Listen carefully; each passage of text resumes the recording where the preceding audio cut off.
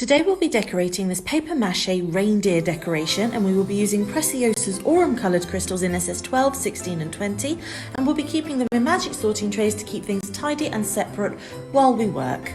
I'm also using the wax picker pencil, which will be used to pick up and place my crystals, and I have Gem Tack tacky glue in the 10ml applicator bottle to keep things nice and tidy.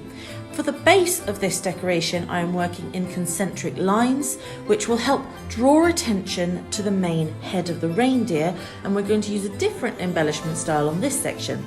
For this, I am using this scatter embellishment technique, where we will be using all three sizes of crystal, and this makes it deliberately irregular. There are no rules when it comes to scatter, and this is great because the reindeer head is irregular in shape, so we need that flexibility. And you can see here how the two different styles look different in the lighting. And if you enjoyed this, like and follow for part 2, where I'll be embellishing the rest of the head.